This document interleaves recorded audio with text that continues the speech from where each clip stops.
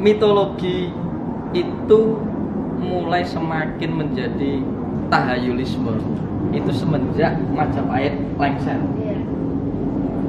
Berubah semua. Ada 3 pengaruh ya di Nusantara: teologi, okultis, teosofi. Teologi itu ajaran yang mengajarkan tentang konsep material, surat, tulisan.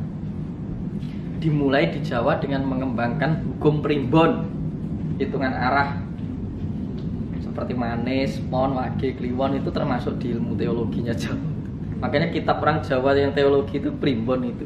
Petungan dino itu teologi menurut saya. Yang kedua, okultis. Mempercayai energi atau daya magis di luar dirinya, lalu mempersonifikasikan menjadi makhluk-makhluk dewa, malaikat, demit dan lain sebagainya. Sebenarnya energi. Makanya membuat konsep dari primbon menjadi sedulur papat lima pancer kan. Maka kita memiliki catur kandapat. Diri kita itu sebagai pancer. Nur Muhammad kan begitu. Didampingi 4 sahabat, itu kan hasil sinkretismenya Sunan Kalijogo. 4 sahabat itu ya Ali, Utsman dan selanjutnya itu peleburan dari Kakang Kawah Adi Hari-hari kan sebenarnya. Jadi Kakang Kawah Adi Hari-hari besar kan gitu. Nah itu dikelambangkan dalam hukum hari. Itu juga tradisi okultis. Karena mempercayai kalau Dewi Sri itu warnanya putih, duduknya manis, legi itu di wetan. Kalau pon itu barat, warnanya jenar atau kuning, itu duduknya Betara Wisnu. Pon ada di barat. Juga bisa dipersonifikasi menjadi Saraswati, Dewi Pengetahuan. Itu kan mitologi. Karena memahami ada energi tadi orang Jawa. Kalau di selatan itu Bang atau Paing, duduknya Dewa Brahma, Jawoto Brahma. Dalam catur kandapat yaitu disebut Anggapati, Rajapati, Banaspati Raja, Butodengen, Sang Hyang Tuwiloka. Itu dalam Jawa kuno. Dan nanti kalau di utara itu Cemeng, Wage. Itu duduknya Dewa Viswara atau Iswara. Tengahnya Siwa Mancawarna atau Betara Guru. Nah itu sebenarnya mitologi. Lah kenapa kok dijadikan pasaran atau pekenan? Karena naluri orang-orang ketika Majapahit lengser, energi hanya digunakan untuk daya dorong memenuhi kehidupan sandang, pangan, papan. Maka disebut pasaran. Maka mbah saya dulu kalau mau jual kambing, jual apa tuh dihitung hari ini. Ini kemana arahnya itu untuk menjemput energi.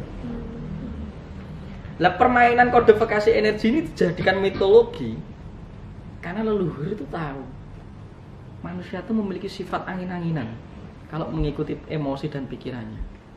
Maka sebelum mencapai pencerahan terdalam itu harus butuh kodifikasi energi bersifat mitologi untuk memantapkan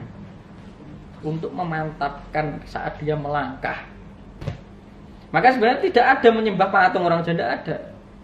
Itu hanya sarana untuk melatih fokus agar pikiran dan perasaan tidak kemana-mana. Sebagaimana Anda sholat melihat tempat sujud, sebagaimana Anda memiliki lambang salib.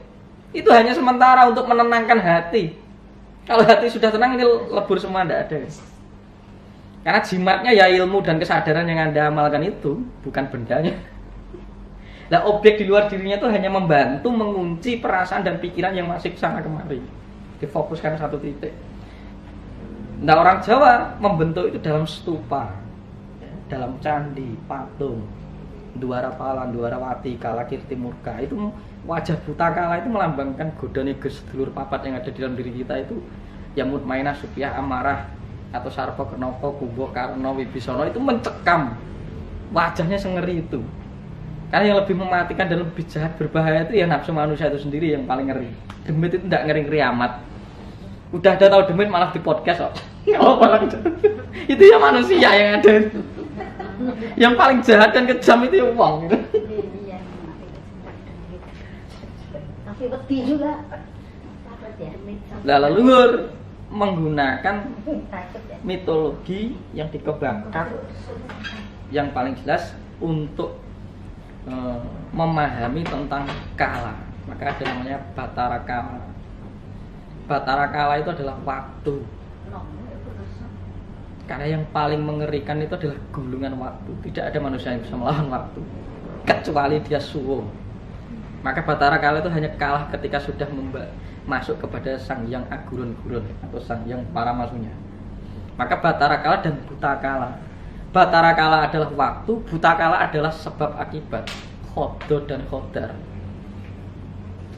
Mas suwung itu apa? Pasrah total itu suwung. Suwung itu dimensi. Di dalam pengalaman batin itu lenyapnya seluruh eksistensi tubuh kita. Kita mengalami pengalaman yang transenden tadi, yang sudah tidak ada apa-apa, hanya ada ambekan kan gitu. Itu pengalamannya. Tapi wohe dari suwung itu membentuk tindakan yang bijaksana. Hasil akal berpikir yang mulai bijaksana. Itu hasil dari orang-orang yang sering mengalami sunya atau suwung. Karena apa? Karena emosi dan pikiran sudah direset, sudah dikendalikan. Maka dalam tradisi Jawa yang dipentingkan laku, bukan merubah kesadaran orang dari luar, tapi merubah energinya. Karena ketika energi dirubah, laku akan berubah, tingkah laku itu akan berubah sendiri. Karena sekali lagi orang bertindak disharmonis yang kita nyatakan jahat, itu karena orang itu dalam kondisi kelelahan. Karena defisit energi. Saat kelelahan ekstra, pikiran dan perasaan itu ruwet. Maka ketika bertingkah itu seringkali disharmonis. Orangnya nengke, penuh luapan emosi, penuh ambisi, penuh kestakan. Itu kan wong loro sebenarnya. Tapi kita menuduh dia jahat. Ya mesake lah itu. Iku wong loro diduduki jalane nambah. Karena nyatanya dia Anda sebut jahat itu karena mengganggu kita. Justru penyakit itu sifatnya mengganggu, maka dia disebut orang sakit. Bukan orang jahat. Dia mengganggu diri kita, ekosistem alam semesta, lingkungan. Kan penyakit ini. Ya disembuhkan, bukan dibinasakan. Nah inilah healing masal. Weruh angeruh itu di sini. Nah Kundalini itu salah satu dasar pencerahan itu adalah healing. Nambahnya awake dhewe. Karena diri kita itu jiwa yang sakit. Semenjak turun ke bumi itu kita merasa terpisah dengan keluarga besar kita yaitu Tuhan. Maka kita butuh bersosial, butuh identitas, butuh pasangan, butuh apa. Karena kita merasa jiwa yang sepi semenjak terpisah dari Sang Hyang Suwung. Karena kita adalah suweng ting gelenter. Kita adalah suweng yang berceceran, bingung. Saking sapa to asalku? Keluargaku itu siapa kan gitu. Tapi ketika dia sudah menemukan keluarganya tertinggi yaitu Tuhan, ya ayem ora kesepian. Apa sih? Tenang. Apa ya? Tidak merasa sepi di tempat sepi dan tidak apa ya di tempat ramai juga bisa. Ya topok yang ramai itu. Ya, apa ya? Maksudnya ketenangan meskipun ramai. Iya. Jadi antara lonely sama alone itu kan berbeda. Iya. Oh ya. Kesendirian dan kesepian kan gitu. Iya. Makanya kalau orang Jawa disebut liep anglayuto. Itu sendiri lenyap di dalam diri kita. Tapi kalau kesepian itu ada kecemasan dan ketakutan karena merasa terpisah dengan apapun saja. Keterpisahan ini membuat kita merasa kesepian, membuat kita merasa harus diperhatikan. Dengan egois, sombong, mengidentitaskan diri kita, itu kan orang kesepian sebenarnya. Merasa. Maka ketika kita sergap meditasi, kita tidak menjadi orang yang kesepian. Karena kita sudah menemukan keluarga kita yang disebut Tuhan. Maka tidak ada lagi ilusi keterpisahan. Kita tidak pernah merasa terpisah. Akhirnya hidup itu hanya perayaan kebahagiaan. Gusti itu hanya menyuruh kamu tuh ibadah. Ibadah itu meningkatkan level energi agar membentuk ayam tentrem. Di dalam ketenangan dan ayam tentrem, disitulah kesucian terjadi.